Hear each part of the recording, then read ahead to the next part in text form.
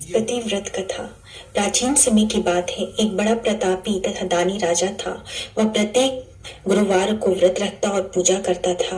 यह उसकी रानी को अच्छा नहीं लगता था। न ही वो व्रत रखती और न ही किसी को एक पैसा दान देती। राजा को भी ऐसा करने से मना करती थी। एक समय की बात है कि राजा शिकार खेलने के लिए वन में चले गए। घर पर रानी और दासी अकेली थी। उस समय गुरु बृहस्पति साधु का रूप धारण कर राजा के दरवाजे पे भिक्षा मांगने आए। साधु ने रानी से भिक्षा मांगी तो वह कहने लगी, हे साधु महाराज, मैं इस दान और पुण्य से तंग आ चुकी हूँ। आप कोई ऐसा उपाय बताइए जिससे ये सारा धन नष्ट हो जाए और मैं आराम से रह सकूं। साधु रूपी बृहस्पति देव ने कहा, हे देवी, तुम बड़ी विचित्र हो। संतान और धन के लिए भी कोई दुखी होता है। अगर तुम्हारे पास धन अधिक है तो उसे शुभ कार्यों में लगाओ जिससे तुम्हारे दोनों लोग सुधरे।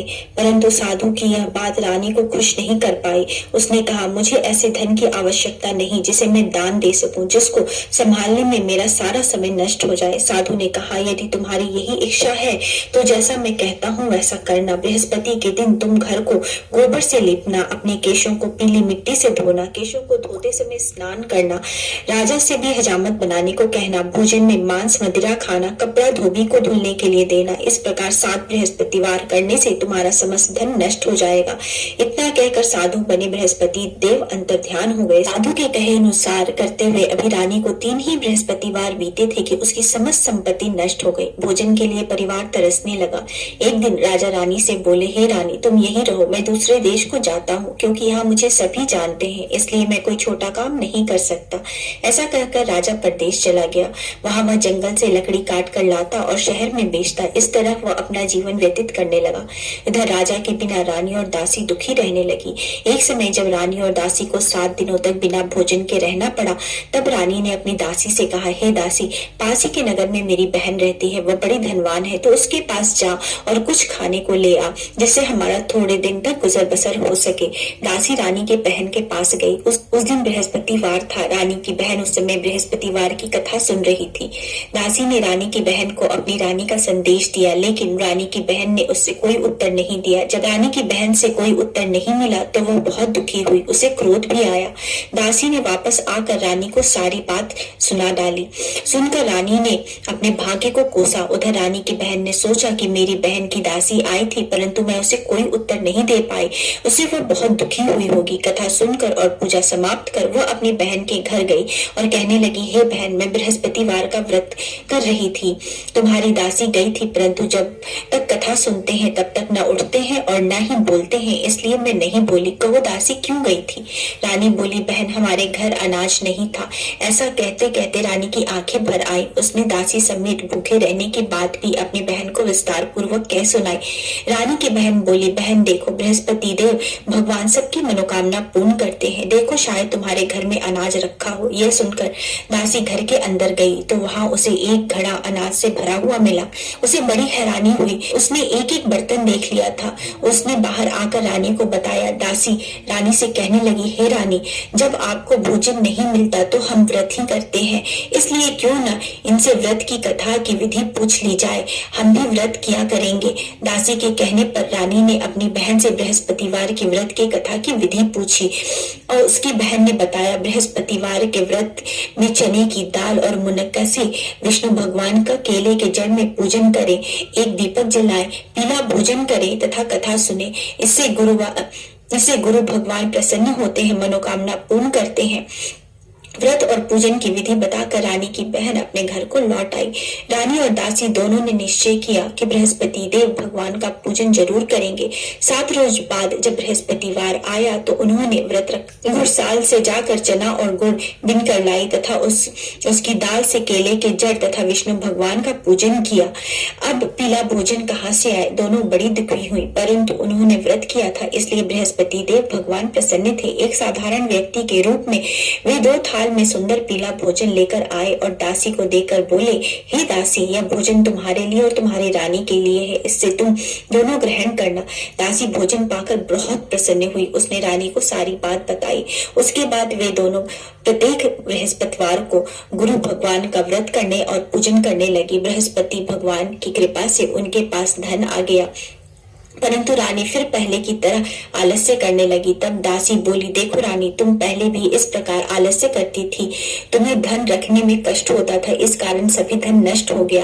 अब गुरु भगवान की कृपा से धन मिला है तो फिर तुम्हें आलस्य हो गया है। बड़ी मुसीबतों के बाद हमने यह धन पाया है, इसलिए हमें दान पुण्य करना चाहिए।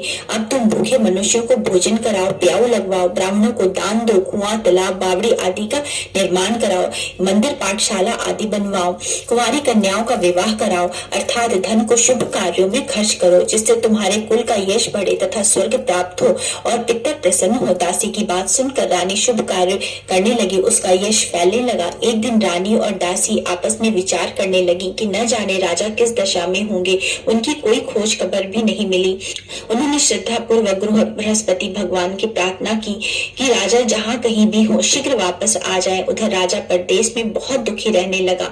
वह प्रतिदिन जंगल से लकड़ी बिनकर लाता और उसे शहर में बेचकर अपने दुखी जीवन को बड़ी कठिनता से व्यतीत करने लगा। एक दिन दुखी होकर उसने पुरानी बातें याद करने लगा और रोने लगा और उदास हो गया।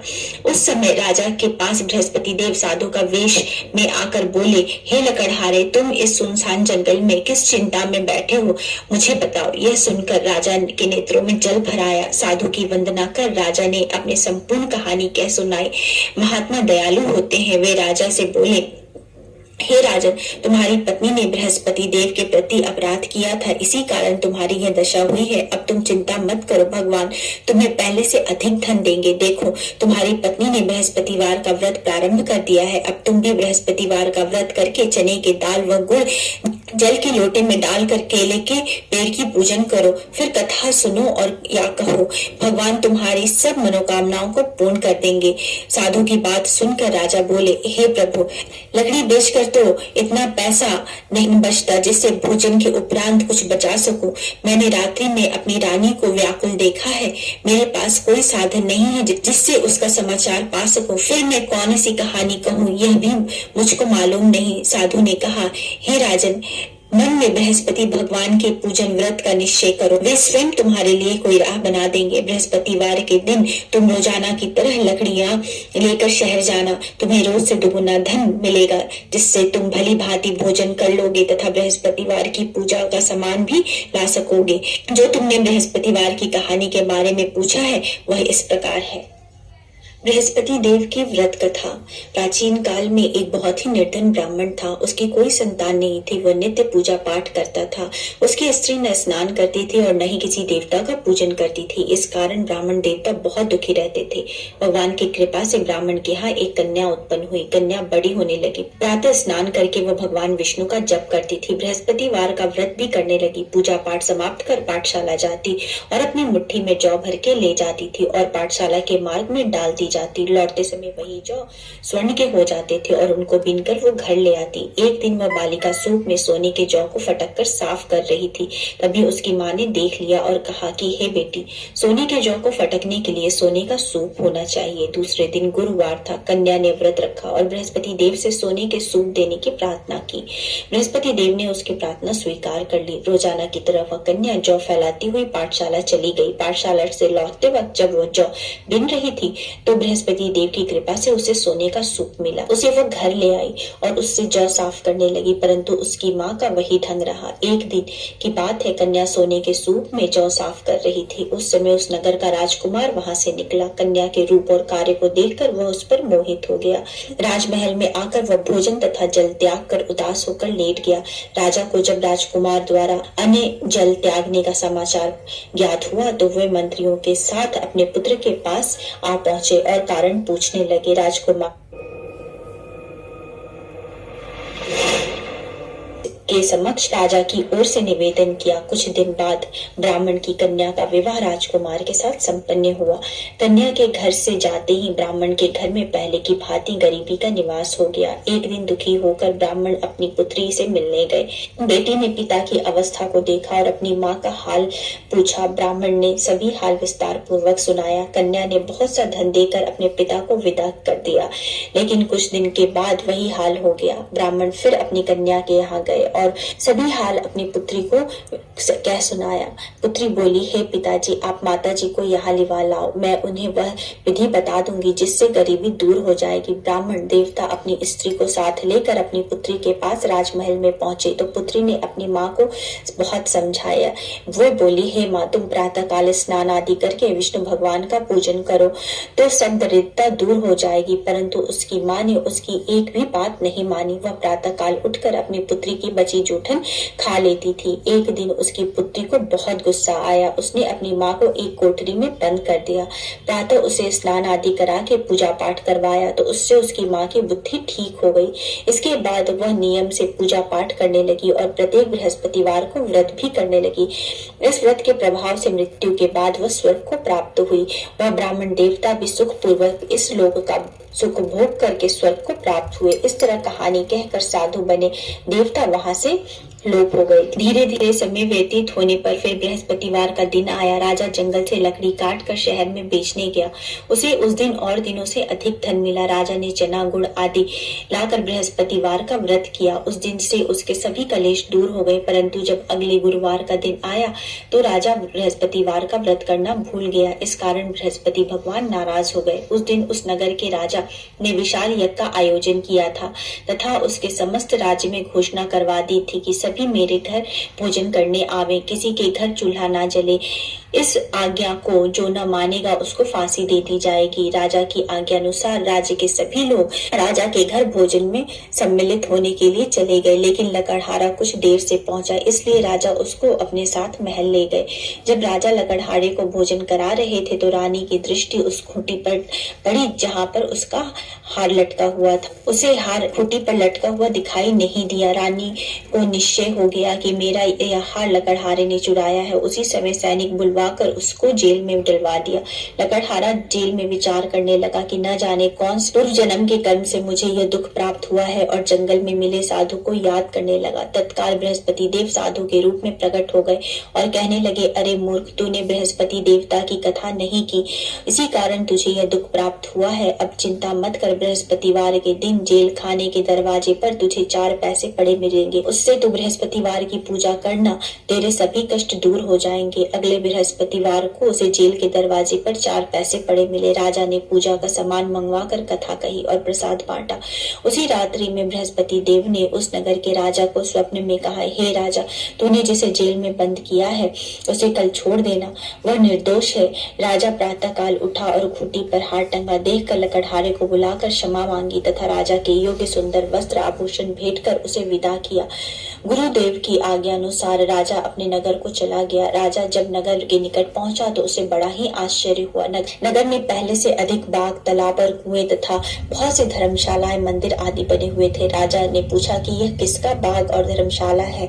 तब नगर के सब लोग कहने लगे, यह सब रानी और दासी द्वारा बनवाया गया है।